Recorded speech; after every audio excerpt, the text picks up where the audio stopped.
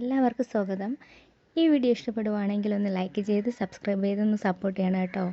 അപ്പോൾ പ്രൊമോയിൽ ഗൗരിമോള് നന്ദയോട് ചോദിക്കുവാണ്, എൻ്റെ പപ്പ നന്ദുവിൻ്റെ പപ്പയെ പോലെ സ്ട്രോങ് ആണോ അമ്മയെന്ന് ചോദിക്കുന്നുണ്ട്. ആരെയും പേടിയില്ലാത്ത നല്ല സൂപ്പർ ഹീറോ ആയിരുന്നു അമ്മേ എന്നൊക്കെ ചോദിക്കുവാണ് നന്ദയോട്. ഇവർ സംസാരിച്ചുകൊണ്ടിരിക്കുന്ന സമയത്തേക്ക് ആണ് പിങ്കി അവിടേക്ക് എത്തുന്നത്. ഇത് കേൾക്കുമ്പോൾ തന്നെ പിങ്കിക്ക് ആകെ സംശയമാവുന്നുണ്ട്, ഇത് നന്ദയുടെ കുട്ടി തന്നെയാണോ എന്നൊക്കെ. ഗൗരിമോള് നന്ദയുടെ മകളാണോ എന്നൊക്കെ അറിയാൻ വേണ്ടിയുള്ള ഒരു ആകാംക്ഷയൊക്കെ പിങ്കിക്കുണ്ട്. ഈ കാര്യങ്ങളൊക്കെ നന്ദയോട് വന്ന് ചോദിക്കുവാണ്.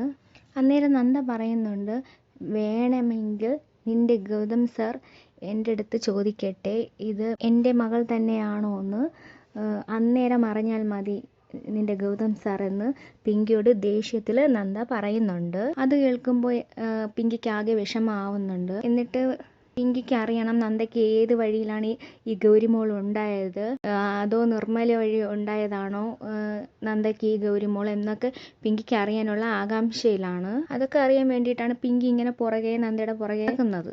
പിന്നെ പ്രൊമോയിൽ കാണിക്കുന്നതെന്ന് വെച്ചാൽ കനകമ്മയും പവിത്രേനെയാണ് കാണിക്കുന്നത്.